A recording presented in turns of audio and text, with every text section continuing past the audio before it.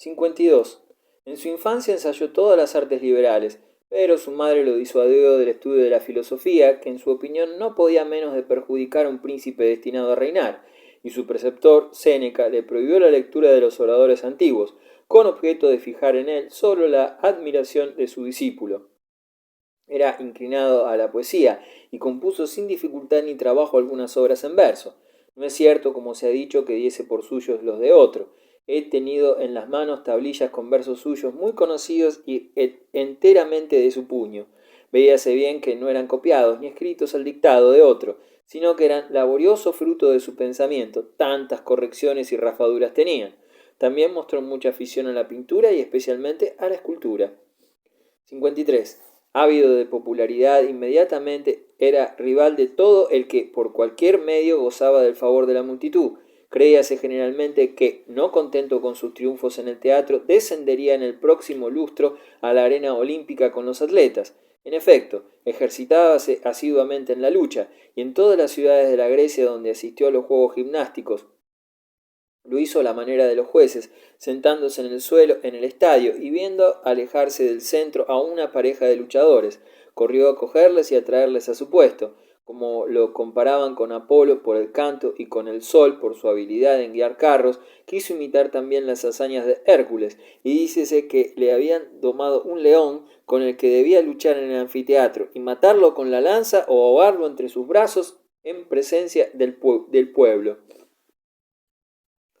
54. Hacia el final de su vida había hecho públicamente voto, si no cambiaba en nada su fortuna, de tomar parte en los juegos que se celebrarían en honor de su victoria, hasta como ejecutante de órgano hidráulico o de cornamusa, como flautista y, en fin, el último día como histrión, y representar bailando el papel de Turno de Virgilio. Algunos recuerdan que hizo parecer al histrión Paris porque lo consideraba un temible rival.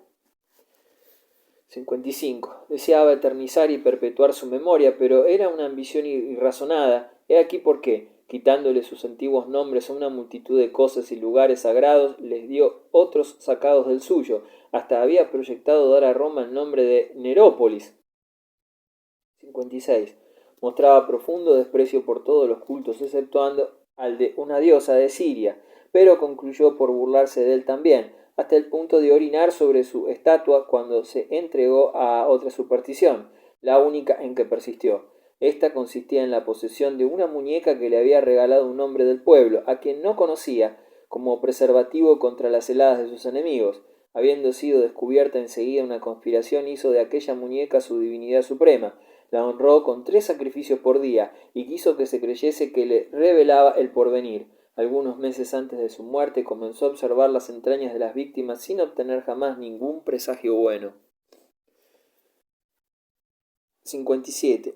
Murió a los 32 años de edad, en el mismo día en que en otro tiempo hizo perecer a Octavia. El regocijo público fue tal que los plebeyos corrían por toda Roma cubiertos con el gorro frigio. Sin embargo, hubo ciudadanos que, mucho tiempo después de su muerte, adornaban su tumba con flores de primavera y estío, que llevaron a la tribuna imágenes de Nerón, revestidas con toga pretexta, y que leyeron en ella edictos en el que hablaba como si viviese aún y hubiera de llegar muy pronto para vengarse de sus enemigos. Bologés, rey de los partos, habiendo enviado embajadores al Senado para renovar su alianza, pidió sobre todo que se honrase la memoria de Nerón. En fin, 20 años después, durante mi adolescencia, apareció un aventurero que pretendía ser Nerón, y este nombre le valió tanto fervor entre los partos que lo sostuvieron enérgicamente y solamente con gran trabajo nos lo entregaron. Galba. Con Nerón se extinguió la familia de los Césares, acontecimiento que había anunciado varios presagios y especialmente 2, mucho más evidentes que los otros. Poco después de su matrimonio con Augusto, iba Livia a ver su casa de Velles, cuando un águila volando por encima de ellos dejó caer sobre sus rodillas una gallina blanca de la que acababa de apoderarse y que todavía conservaba en el pico una rama de laurel. Tuvo el capricho de criar al ave y plantar la rama. La gallina dio tantos pollos que aquella casa recibió el nombre que conserva aún, de las gallinas, y la planta se desarrolló tan bien que en lo sucesivo tomaron de ella los césares los laureles para sus triunfos. Además, fue para ellos una tradición plantar otros en el mismo lugar después de haber triunfado. observóse que poco antes de la muerte de cada emperador el arbusto que él había plantado se marchitaba, y durante el último año del reinado de Nerón secóse la planta hasta las raíces, y perecieron todas las gallinas. Poco después hirió un rayo el palacio de los Césares, cayeron a la vez las cabezas de todas sus estatuas y a la de Augusto le fue arrancado el cetro de las manos. 2. Galba, sucesor de Nerón, no estaba unido por ningún lazo a la familia de los Césares, pero pertenecía a muy noble linaje, tan antiguo como ilustre. En las inscripciones de sus estatuas tomaba el título de bisnieto de Catulo Capitolino, y siendo emperador colocó en el vestíbulo de su palacio un cuadro genealógico en el que hacía remontar a Júpiter su origen paterno y a Pasifae, esposa de Minos, el materno. 3. Prolijo sería enumerar todos los honores otorgados a sus mayores, por eso me limitaré a decir algo acerca de su familia. Ignórase quién fue el primero de los Sulpicios que llevó el sobrenombre de Galba, y con qué motivo. Según algunos fue por haber incendiado con antorchas embadurnadas de Galbano una ciudad de España que había resistido prolongado sitio. Según otros porque en una enfermedad crónica empleó con frecuencia el galbeo, es decir, un tópico envuelto en lana, según unos porque era muy grueso, lo que se expresa en galo con la palabra galba, en fin, según otros, porque siendo por el contrario muy delgado, se le comparó a los gusanillos que nacen en la encina y a los que se llaman galbae. La distinción de esta familia comienza con el consular Servio Galba, el varón más elocuente de su tiempo.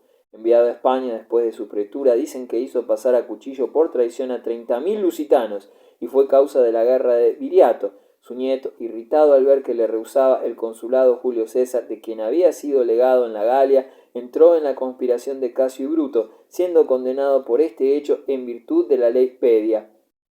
De este proceden el abuelo y el padre del emperador Galba. El abuelo, más ilustre por su erudición que por sus dignidades, no pasó de la pretura y publicó una obra histórica bastante voluminosa y de gran mérito.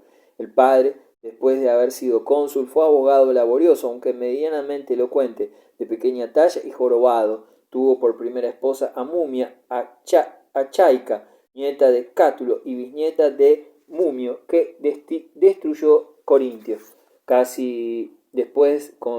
Casó después con Livia Ocelina, tan rica como bella, de quien dícese que solicitó ella misma la boda a causa de su nobleza, y con más ardor aún desde el día en que, estrechando por sus instancias, se despojó de sus ropas y le mostró su deformidad para evitar el reproche de haberla engañado. De Achaica tuvo 2 hijos, Cayo y Servio. Cayo, el mayor de los 2, se vio obligado a abandonar Roma, donde se había arruinado, y habiéndose opuesto Tiberio que entrase en sorteo a su turno para un gobierno proconsular, se dio la muerte. 4. El emperador Servio Galba nació bajo el consulado de Valerio Mesala y de Léntulo, el 9º día de las calendas de enero, en una quinta situada sobre una colina cerca de Terracina, a la izquierda yendo a Fondi. Adoptado por su madrastra, tomó el nombre de Livio y el cognome de Ocela. Cambió también el nombre y se hizo llamar Lucio en vez de Servio, hasta su advenimiento al imperio.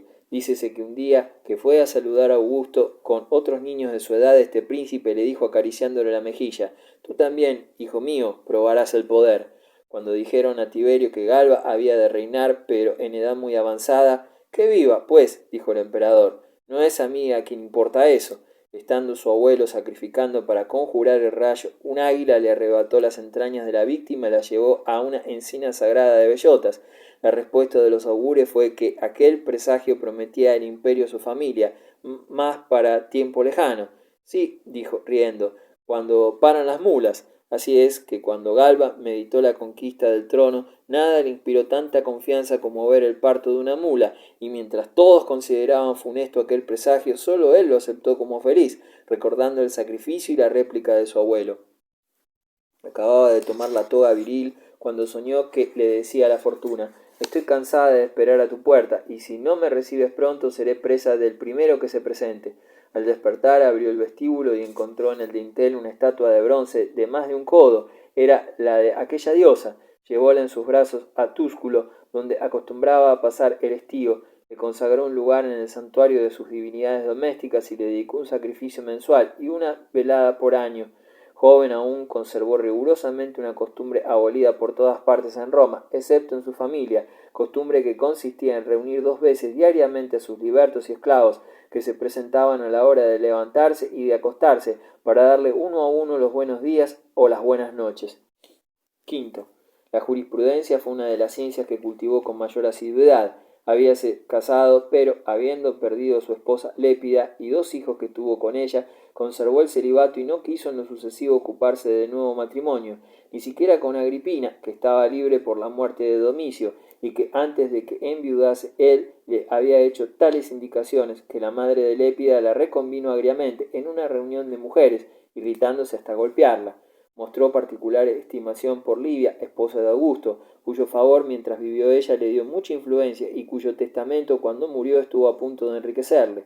Habíale inscrito entre sus herederos principales por 50 millones de sestercios, pero estando escrita la cantidad en cifras y no con todas las letras, Tiberio redujo el legado a 500.000 sestercios, que ni siquiera cobró Galba.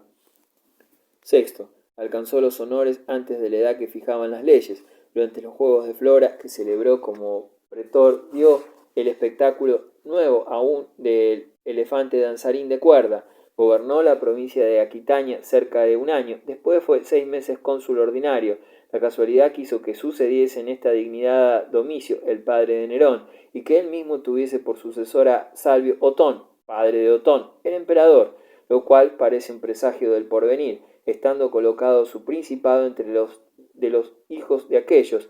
Calígula le mandó enseguida a Germania para reemplazar a Getúlico. Por la mañana siguiente a su llegada, hizo cesar los aplausos que provocaba su presencia en un espectáculo solemne y en el orden del día a los soldados les mandó mantener las manos debajo de los mantos, por cuya razón cantaron en el campamento: «Soldado, aprende tu oficio, es Galba, no Getúlico».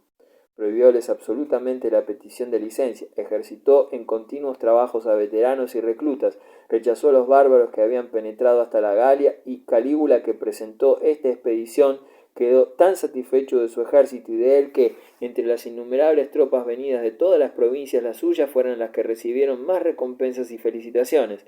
Galba se distinguió notablemente, dirigiendo con un escudo en la mano una maniobra militar y siguiendo el carro del emperador en una distancia de 20.000 pasos. 7. Después de la muerte de Calígula, lo instaron muchos para que aprovechase aquella ocasión, pero prefirió el descanso. Claudio se lo agradeció tanto que le contó en el número de sus mejores amigos, y tanta consideración le tuvo que se retrasó la expedición de Bretaña a causa de una ligera indisposición que le sobrevino el día mismo de la partida. Fue durante 2 años procónsul de África, habiéndole elegido sin echar suertes para pacificar aquella provincia, perturbada por los bárbaros y las discordias intestinas, lo que consiguió por completo gracias a la severidad y a la justicia que mostró hasta en las cosas más pequeñas. En una expedición en la que escaseaban los víveres, habiendo vendido un soldado por 100 dineros un modio de trigo que le quedaba de su provisión, Galba prohibió a los demás que le suministrasen ningún alimento por necesitado que le viesen, y el soldado murió de hambre. Presentáronse a su tribunal 2 litigantes disputándose la propiedad de una bestia de carga. Las pruebas eran por una y otra parte equívocas, los testigos sospechosos y la verdad difícil de descubrir. Galba decidió que se llevase al animal con la cabeza cubierta al abrevadero donde acostumbraba a beber, que allí le descubrieran y que pertenecería a aquel de los 2 hacia el que se dirigiese espontáneamente. 8. Por los servicios que prestó entonces en África y por los que antes había prestado en Germania, recibió los ornamentos triunfales y un triple sacerdocio, habiéndolo agregado a sus colegios los quinquedemviros, los sacerdotes de Augusto y los ticios. Desde esta época hasta mediados del reinado de Nerón vivió casi completamente retirado, no saliendo jamás de su casa, ni siquiera para pasear sin que le siguiese un vehículo cargado con 1.000.000 de sestercios de oro.